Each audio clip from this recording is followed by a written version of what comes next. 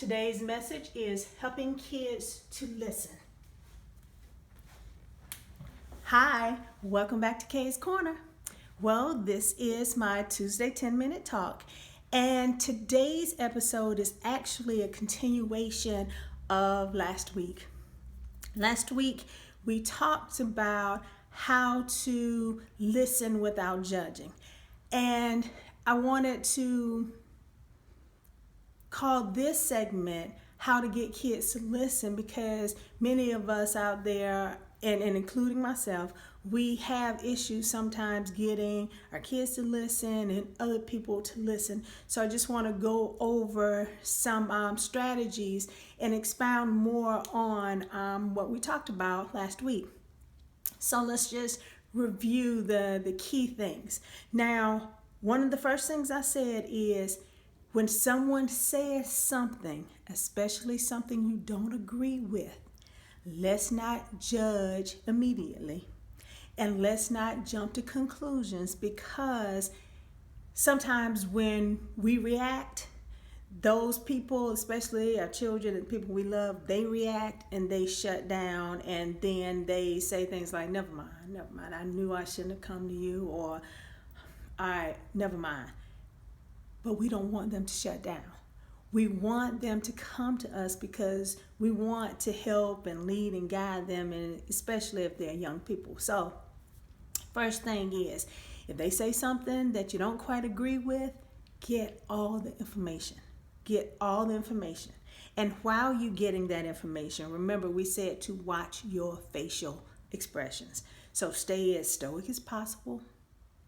They say something, you can smile, and then if they kind of want to back away, you say, no, I'm just trying to get all the information. I'm what you said to me is a little concerning. I just want all the information, and keep talking. Then we said, after we get the information, if we still definitely don't agree and we want them to make another decision or a better decision, we ask some key questions. First question is, okay, how does this decision benefit your life? How do you see this helping you? If they can give us answers to that, you say, okay, I see you've thought about it. Now let me ask you this. How does this decision cause detriment to your life? And if they can tell us that, and they're still, and especially if the detriment outweighs the benefits, we say, okay, so weighing the pros and the cons. It's this decision, knowing that the cons don't outweigh the pros, knowing that the odds are that this is going to be a problem for you.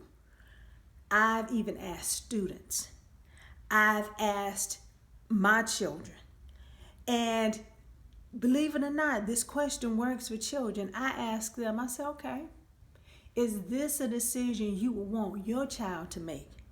Because see, a lot of times you got to put that thing back on them, because they always think that no matter what they come to you with, you might be saying no, or they believe you just don't understand them and you don't know where they are in life, or we too old and we out of touch.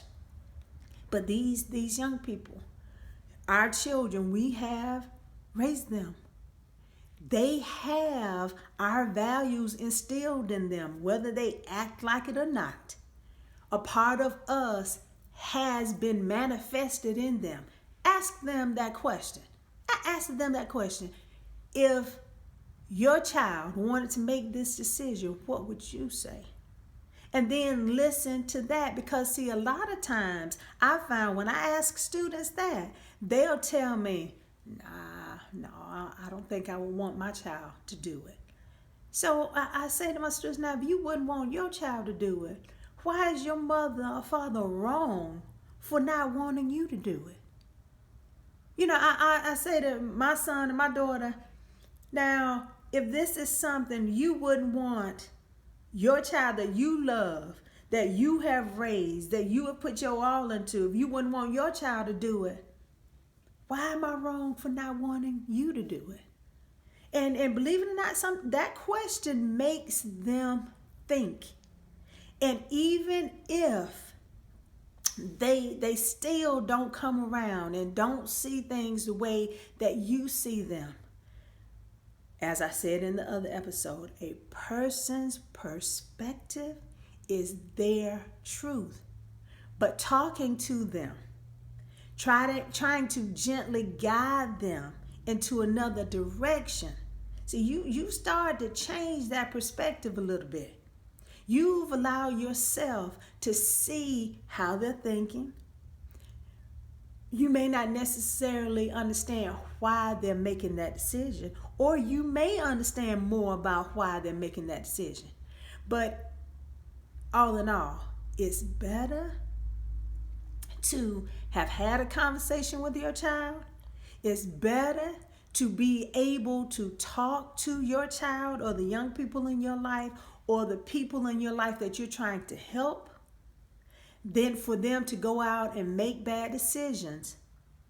And then after it's over, now we're fussing and we're talking and we didn't have any input. Now I want you to think seriously about this. If a person makes a bad decision after you've asked them the three main questions, how's it going to benefit your life? How is it a detriment to your life? Will you want your child to do it? And you guys have kind of talked through this thing, and they make the decision knowing that the cons outweigh the pros, and it happens. Think about how much better you feel when you have to say no. When you have to make that decision, nah, I'm not going to pick you up this time. I told you in advance, I don't agree with this. We talked about this. You knew that these things could happen. You knew what you were getting yourself into, and you made that decision. And it's only right that if you made this decision, then you should be the only one suffering the consequences of this decision. I shouldn't have to put my money into it.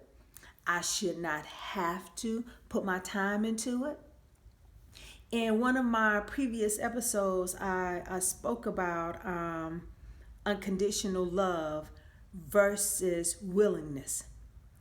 Again, people love to throw up in our faces, especially when it's concerning loved ones or our children. Unconditional love. You're supposed to love me no matter what. And especially when we're not helping them the way that they want us to help them. But remember what I said about unconditional love? Your love is unconditional.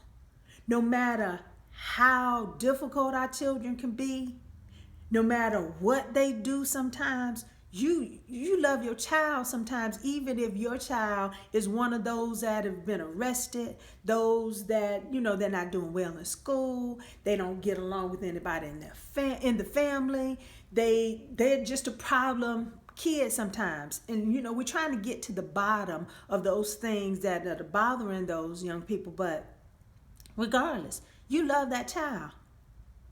But just because your love doesn't stop doesn't mean that your willingness to agree with the wrong things that person or that child is doing, that your willingness to not agree doesn't affect your love. See, I'm not willing to give you my money. I still love you. I'm not willing to come get you out of jail, but I still love you. I'm not willing to allow you to be suspended from school or allow you to be disrespectful and allow you to come in and out all times of the night and not give you consequences. I'm not willing to do that, but I still love you. So what we're understanding is when the people we love come to us and want to talk to us about things that we just do not agree with. We've got to practice some gentle guidance. The wrong facial expression, the wrong tone, those things can shut people down and make them not come to us. So let's not overreact. Let's get all the information and let's learn to listen to our children so that we can help them make better decisions. Well, that's my 10 minutes. Thank you for joining me for this episode of Kay's Corner, and I'll see you next week.